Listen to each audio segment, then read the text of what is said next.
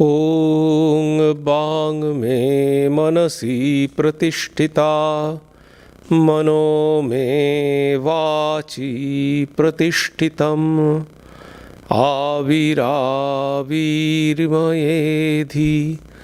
वेदस्समआणिस्थः अनेनाधीतेनाहोरात्रान् सन्दधामि ऋतं वदिष्यामि सत्यं वदिष्यामि तन्मामवतु तद्भक्तारमवतु अवतु माम् अवतु भक्तारमवतु भक्तारम्। ॐ शान्ति शान्ति शान्तिः। हरिः ॐ।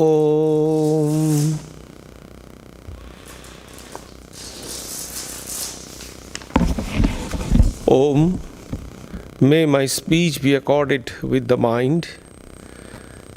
May my mind be accorded with the speech.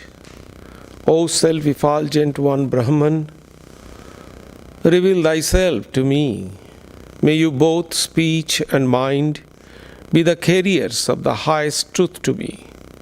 May not all that I have heard depart from me.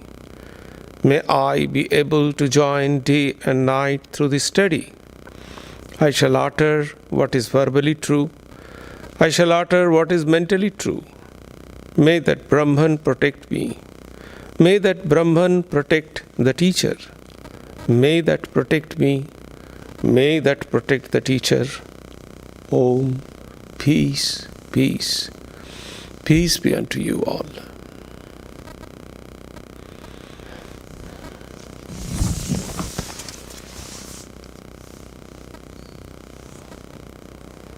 I think the volume is not working. Just keep it.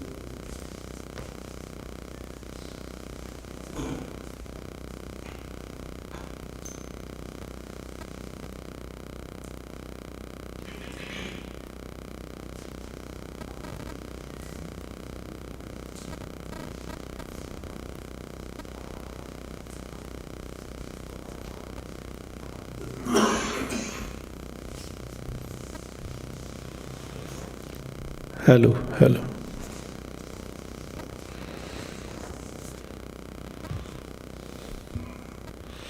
I hope you all have enjoyed the summer recess in a magnificent way. My trip to India and other places was really enjoyable. So that's a big story. I am planning to organize all the pictures and then let me, if I can, present to a core group on my the description of my trip. This morning, as we are going to celebrate India's biggest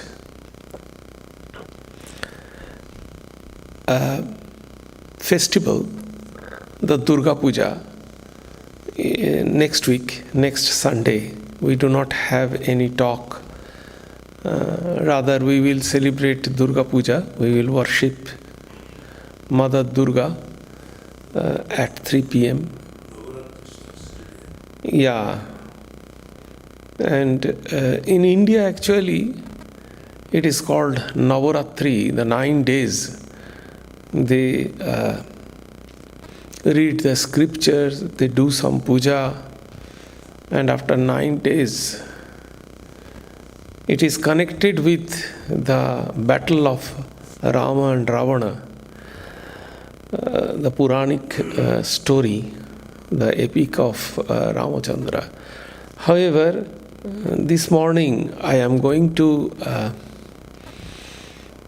talk on the laws of worship. You know, the Indians, they have a particular rituals they worship. What is the science exists behind that way of worship. What I would actually try to explain you this morning is a kind of similarities between the Christian worship and the Hindu worship of puja. The Hindu worship is a huge, elaborate rituals. It has different phases. It has a spiritual aspect also. So it is very difficult in one lecture to cover all the aspects of Hindu worship. I would just explain you the laws, the simple laws of worship, and I would try to show you the similarities between the Christian worship and the Hindu worship. Actually, the Christian worship, it came from Jewish rituals, Jewish practices. And before the destruction of Jerusalem temple, the sacrifice was the main type of worship. And this sacrifice was partaken in two concepts in ancient Jewish tradition. One is the eternal sin, and the other is the taboo kind of sacrifice. So, in one aspect, the host is God Himself. You see, in Hindu worship, the worshippers are the host. They offer food to God. But in ancient Jewish tradition, the host, as it were, was God. So they partook food together, and the concept is this, that made the bondage a tie between God and the worshipper, the ordinary human beings. This was the concept. And this is the concept of eternal sin. And the concept of taboo is this: there are three types of sacrifice. One is sacrifice of food, other is the sacrifice of the human being or the ego, and the other is the sacrifice of eternal sin. These three types of sacrifices. But when the Jerusalem temple was destroyed by the Roman Catholic, after that, the rituals, the worship became the prayer. Mainly it became the prayer. And Saint John actually connected it with two things.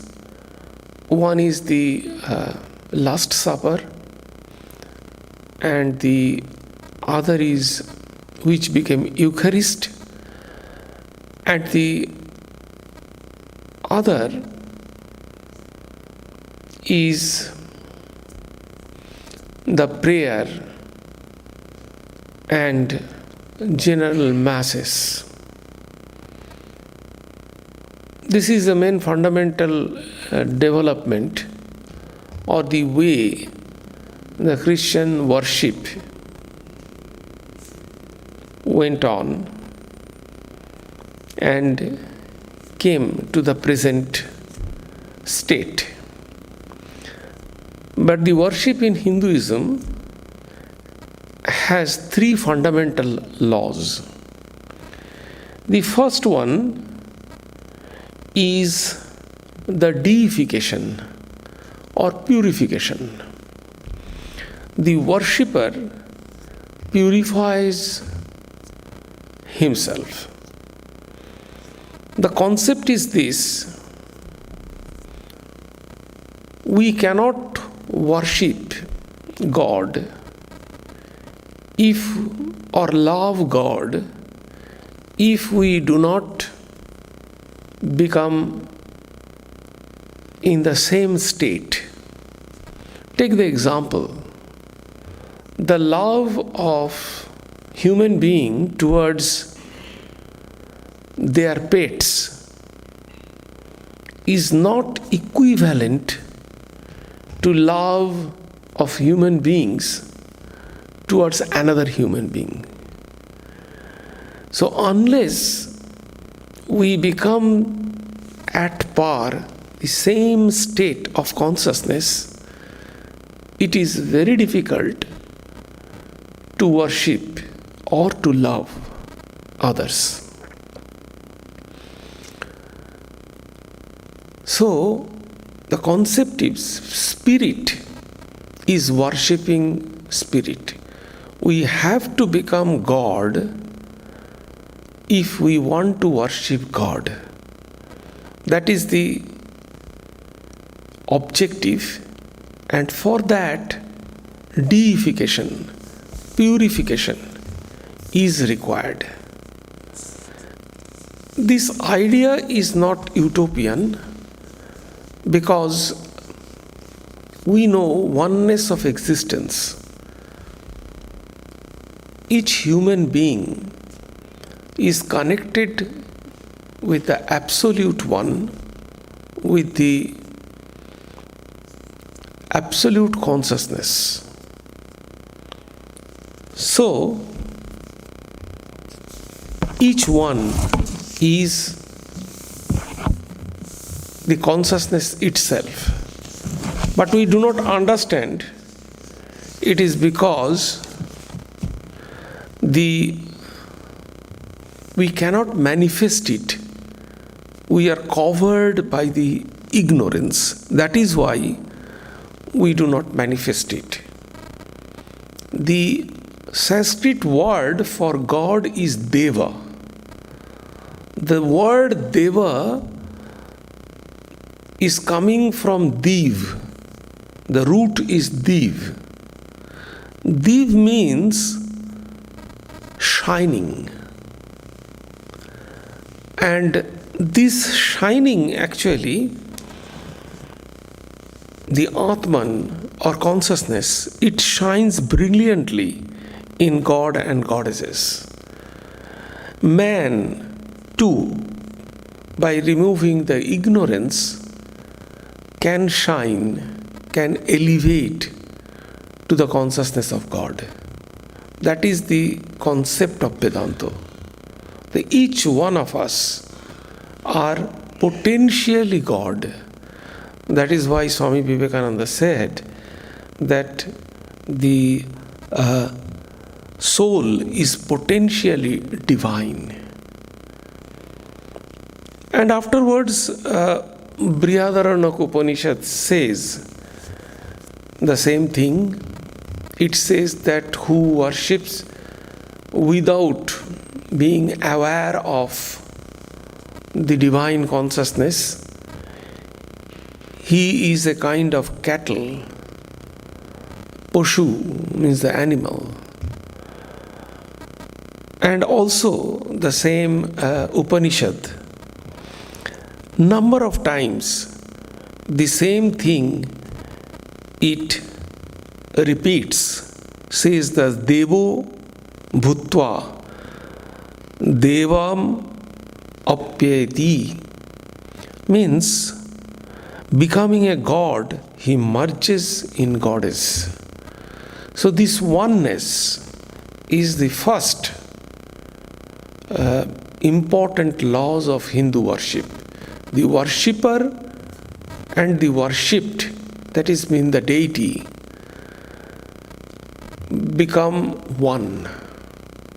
So the worshipper will elevate or deify himself in such a way that their consciousness will become at par and connected with the God consciousness or the deity consciousness to whom he is worshipping. Ramanuja also holds the same concept. That is why he said in Bhakti Yoga, one should first gain a vision of one's own true inner self, Atma Avalokanam.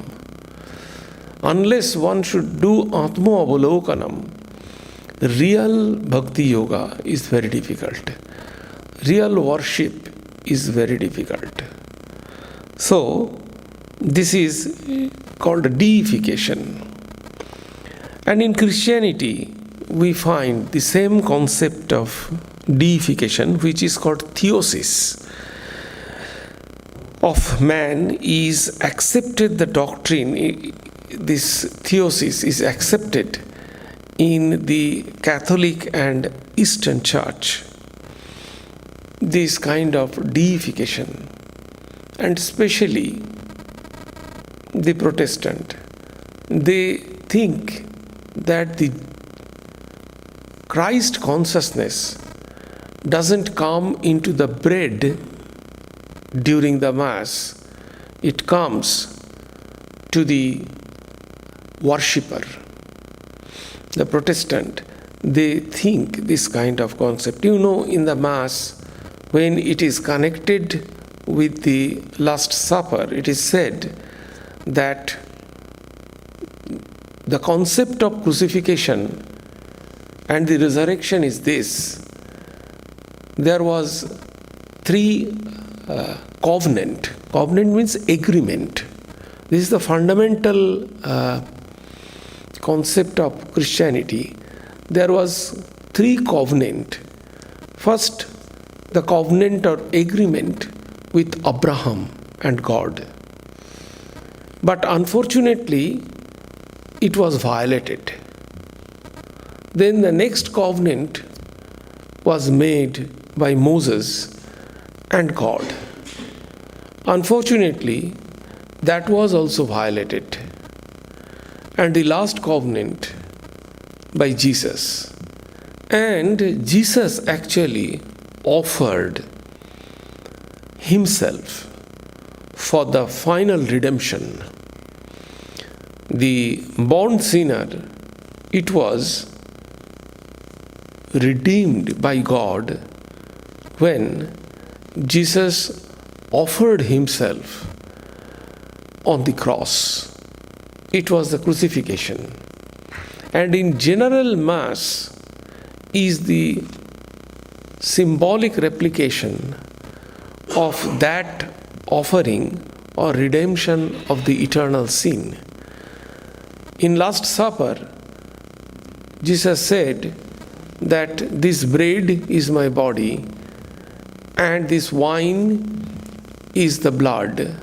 So whoever eat that, then he will internalize that spirit, the Christ spirit. So that is the idea of Mass, and in this way the redemption takes place. So this deification is also there, but according to the Protestant, the Christ consciousness doesn't come into the bread, it comes to the worshipper. But the Eastern Orthodox Church, they believe that there is a significant change in the element of bread and the wine to make the devotees or who are attending the Mass pure and transform them and remove the eternal sin or the sin they are performing day by day. That is the significance of Mass. Now, how this deification or how one can evolve to the height of divine? This question takes us to the second fundamental law of worship. The first fundamental law is deification, because one can only worship if one can become at par with the divine. The second law comes, how does man acquire this divinity? It brings us one of the verses of Chandogya Upanishad. Very, very important Upanishad. It is not only important for this explanation, but it is also important in our day-to-day life. This verse of Chandogya Upanishad, verse number 3:14:1, this is the verse number. It says, Ata kholu kratumaya purusha yatha krotur asmin loke purusho bhavati.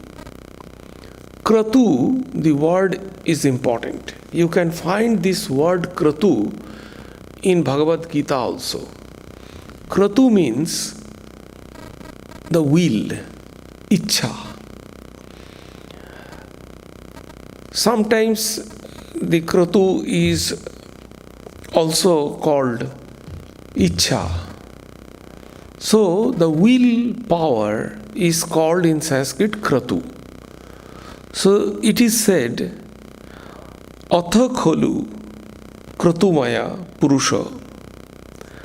The way we think as is one's will. Kratu is will. As is one's will, yatha kraturasmin loke purusho bhavati. Exactly so does he becomes. What is your will? You will become like that. It's a very, very powerful verse. Very strong. It is called the Yatha Kratu theory. It became a theory. What is your will? You will become like that. It is from Chandogya Upanishad.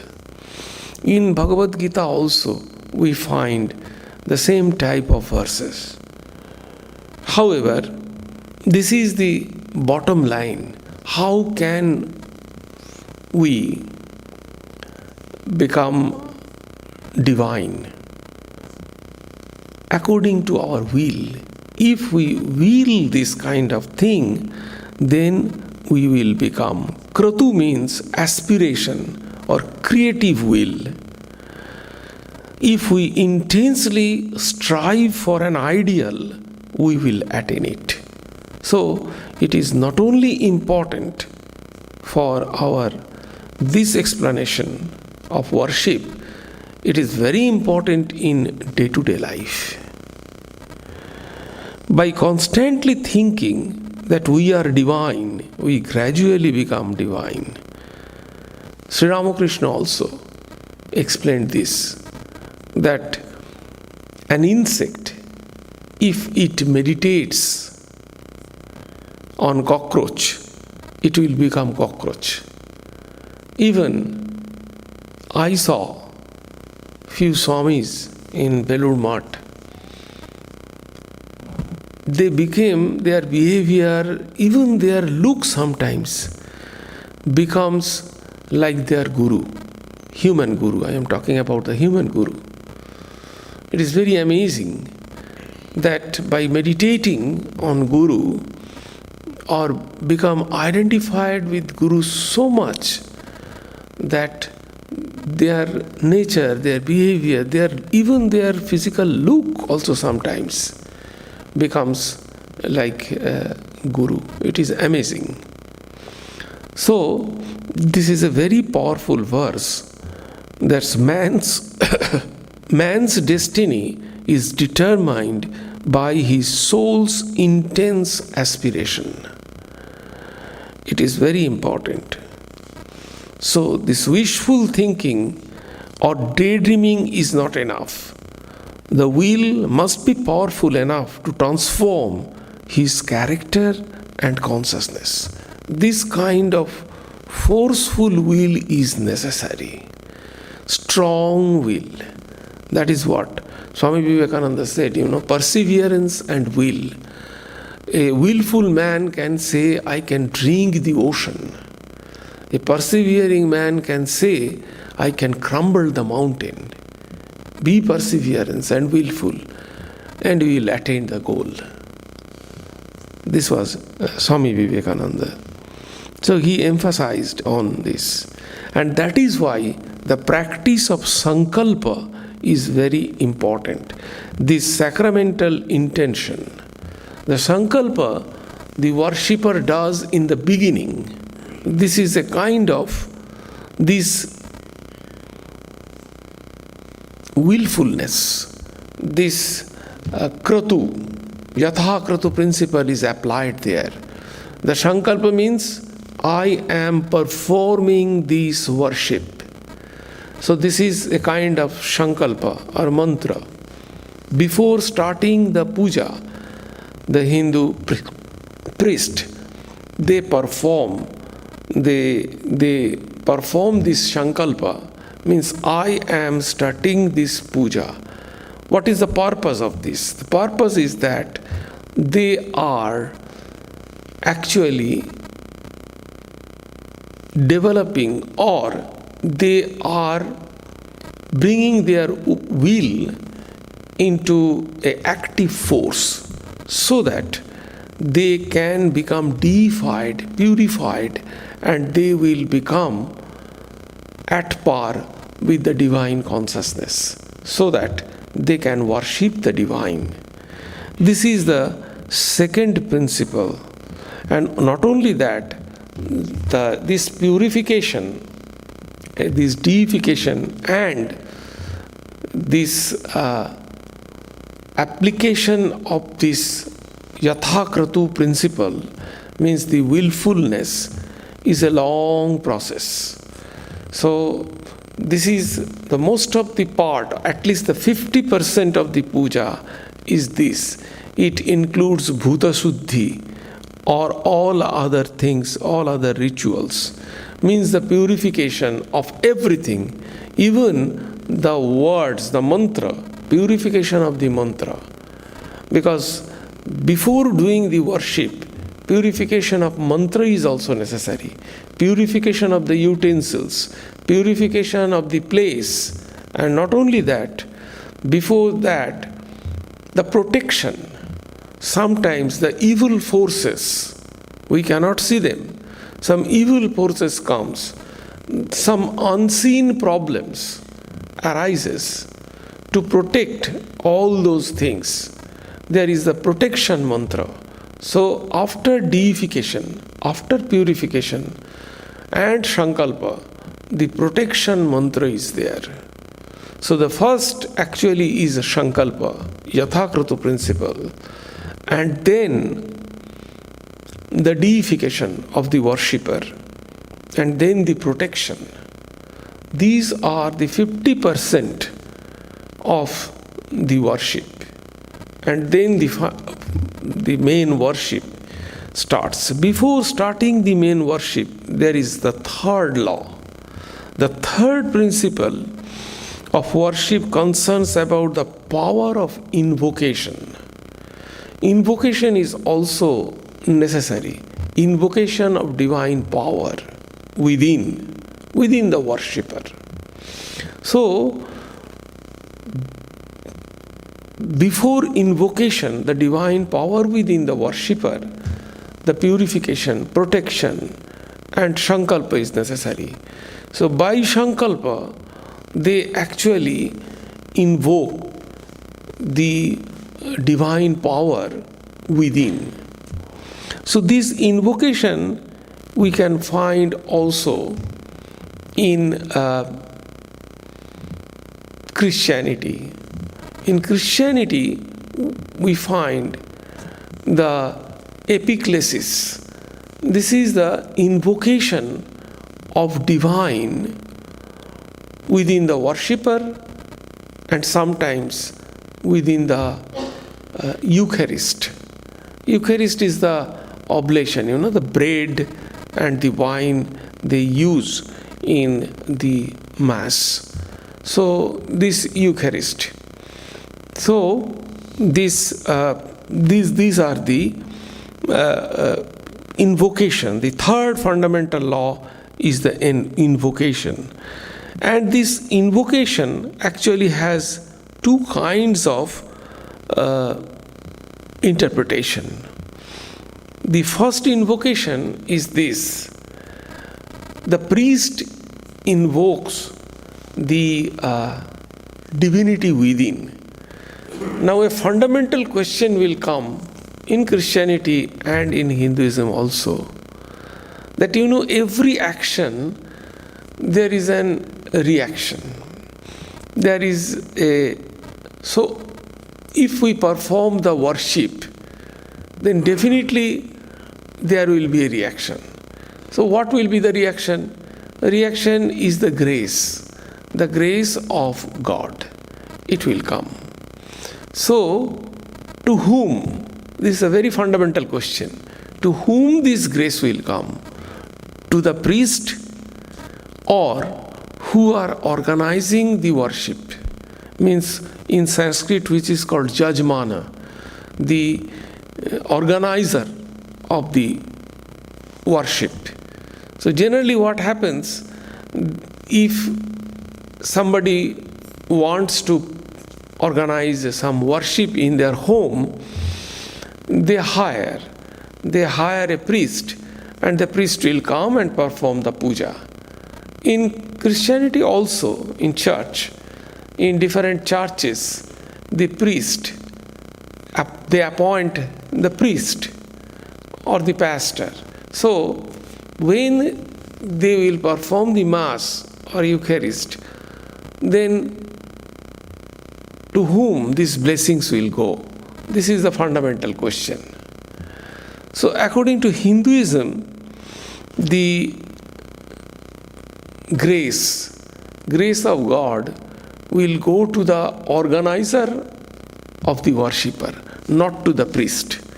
Although the priest will perform the worship, and definitely he will deify himself and purify himself and invokes the divinity within and perform the puja, but the grace will go to the organizer of the worship.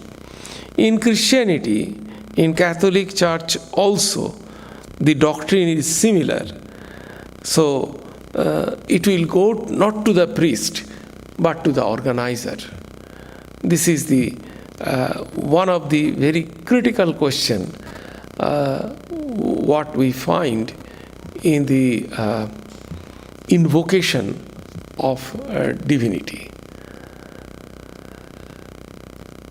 After invocation, the divine power will be installed to the image, because we are worshipping the image, So, human being, the worshipper, he will invoke for divinity within, and then it will be transferred to the image, and then only the formal ritual worship will start.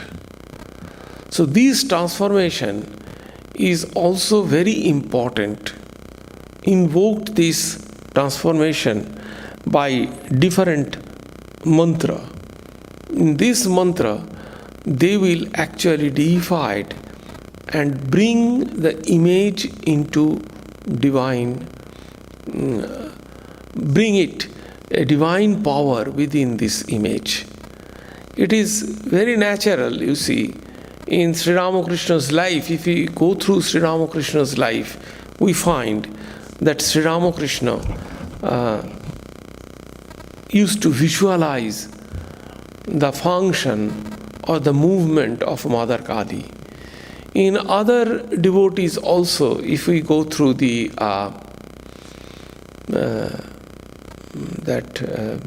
Mirabai, we can find that in the life of Mirabai, she could see the movement, the activity of Lord Krishna. So in this way, those who are devotees and elevated devotees, those who can bring their consciousness into the divine consciousness, which is at par with the divine consciousness, God or goddesses, they can see this activity. Innumerable examples are there. If we go through Sri Ramakrishna's life, Gopaler Ma is another example of this kind. So, this is very interesting that the invocation actually with the mantra, it can communicate and it can bring the spirituality or the divinity within the image. And then real worship starts. Real worship means also the offering. We generally offer exactly just like a hospitality we extend to a guest. This is the Hindu worship. The hospitality we extend to the guest. What we do? We first offer, when somebody will come, first use the restroom, So they wash their hand, wash their feet. So, in Vedic period there, I don't know how was the restroom, but they offer the water. So the worshipper offers the water to wash their hand and feet and mouth, etc., etc. And then generally they offer a seat, a couch to sit. Then the worshipper, exactly in the same way, these are the succession of the worship. They offer a seat to sit, and then afterwards they one by one they offer all kind of food, incense. They offer them the all items of taking shower, then the clothings, all things one by one, just like we offer to the human being. So this kind of offering, this is the worship. But the fundamental thing of this worship is to offer ourselves. The highest offering is the offer of our ego. That is the highest offering. So the symbolic part of this worship is we offer our ego, we surrender, total complete surrender at the feet of Lord. It starts with prayer. In the beginning there are number of prayers. So the prayer means we ask. Prayer means we ask for ourselves. But when this prayer is intensified, this is the spiritual aspect of worship. When we intensify, the prayer is intensified, we ask, it is intensified, and we find and we get something, then we surrender ourselves. We surrender at the feet of Lord and we start giving. So this is worship. Prayer is asking something and worship is giving, surrendering something. And it ends with surrendering ourselves at the feet of Lord. And when we surrender completely egoless, then divinity dawns in us. And then real meditation starts. So it is not simple to do meditation in just at any time. So the meditation starts when we can offer ourselves at the feet of Lord. So in Bhakti path, the succession is like that: prayer, worship, and meditation. Then only we can meditate, when we can completely get rid of our egotism. So these are the three fundamental laws in the worship: deification, purification. The cause of purification is to make us divine. What is the basic of divine? The Jathakratu principle. What is our will? That we will be. So, our willpower with Sankalpa. Sankalpa is the making our will powerful and strengthened. So, this is the Sankalpa. By Sankalpa, we made our will strong, and then we purify ourselves. And then the third one is the invocation. Invocation of divine. When we purify ourselves, when the willpower is enough strong, then we invoke the divine within. And when the invocation is completed, then the worshipper, becomes at par with the divine. And then he is eligible to worship the divine. And before starting the formal ritualistic worship, he must transfer this divinity and install it in the image. That is you see, perhaps if you watch any puja, or I am sure that some of you will watch the puja here and in Belur Math, in the YouTube, you will watch that. So the transformation, before the transformation, there is the dhyana, the meditation on the image. You can find that they meditate on the image with some mantra, and then they put the flower on the head. Sometimes here we do not put the flower on the head, we offer it, we just hold it on our hand, and then it will be offered. So it means that actually the real way of doing is this: they invoked themselves, and there is a flower, so they bring that divinity, as it were, it is symbolic, to bring the divinity from their left nose to the flower, and then that flower is offered at the feet of the image. So in this way they transform the divinity and install it to the image, and then the worship starts. So this is the transforming the divinity to the image. So these are the fundamental three things of worship. Then what is the other things are there? Those are the connected things, offering of the fruits, offering of the all other things I have explained. That these are the connected all other things. But these things are very important, these fundamental laws of the worship. And you see that this invocation, which is called theosis, is already there in the Christianity and in different churches. This invocation of divinity in the bread, but in different concept, that is in the worshipper, and then they offer it in the Eucharist also. We find that the sacramental thing is also there.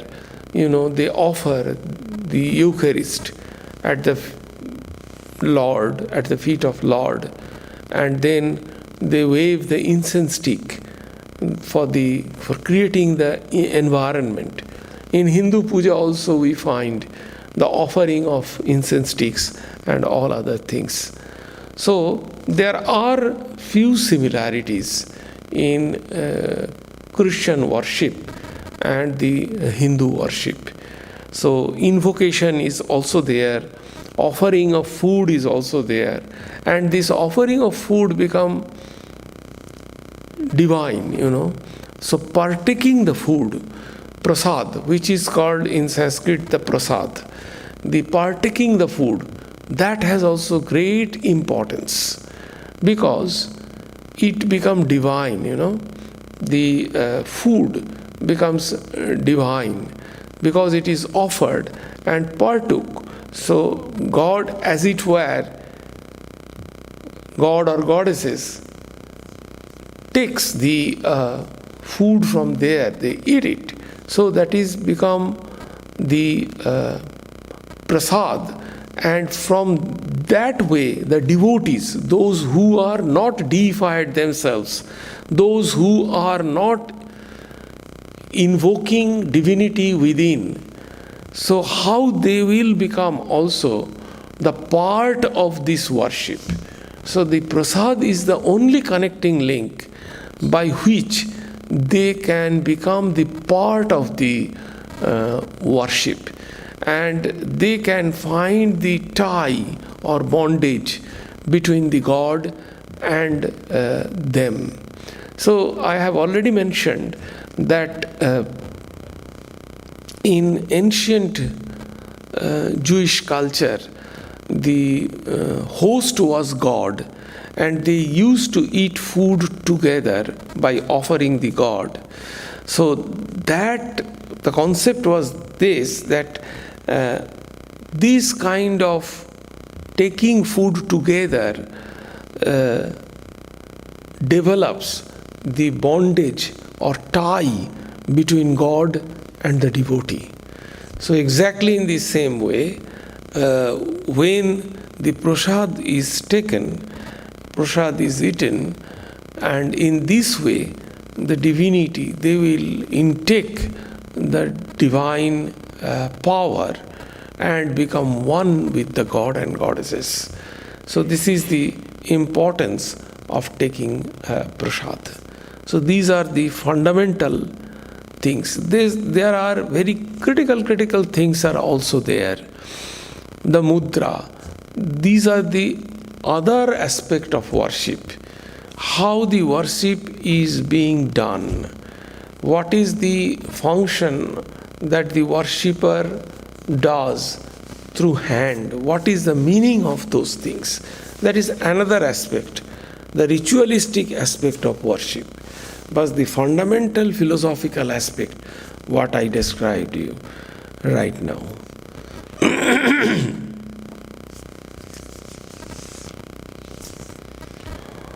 Om Sarve Bhavantu Sukhinah Sarve Santu Niramaya Sarve Bhadrani Pashyantu Ma Kaschit Dukkham Apnuat Sarvastarotu Durgani Sarvo Bhadrani Pashyatu Sarva Sadbuddhim Apnotu Sarva Sarvatra Nandatu Durjana Sajjano Bhuyat Sajjana Shantim Apnuat Shantamucchete Bandebhyo Muktaschanyan Vimochayet.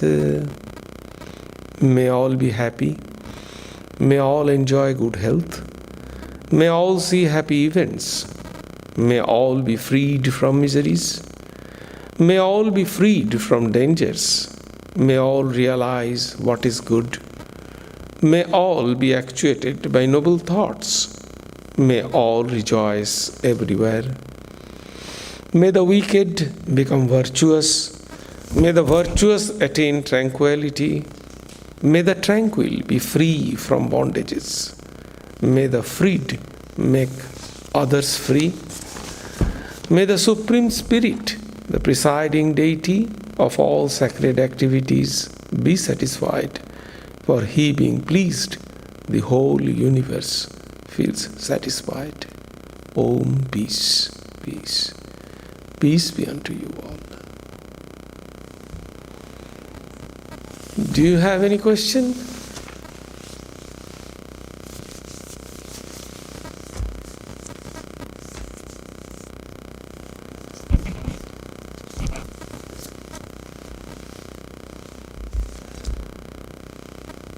So next Sunday, we do not have any Sunday lecture in the morning. At 3 p.m. we will have the worship of Mother Durga, and the next Sunday is the 8th day of this, and this center was actually founded on the Ashtami day, 8th day of Durga Puja. So it is very significant. So from 3 p.m. to 5 p.m. we have Durga Puja, and then the prasad, the prasad will be distributed. As usual, today please have tea and coffee in the Saradananda hall, which will be followed by prasad luncheon. Thank you.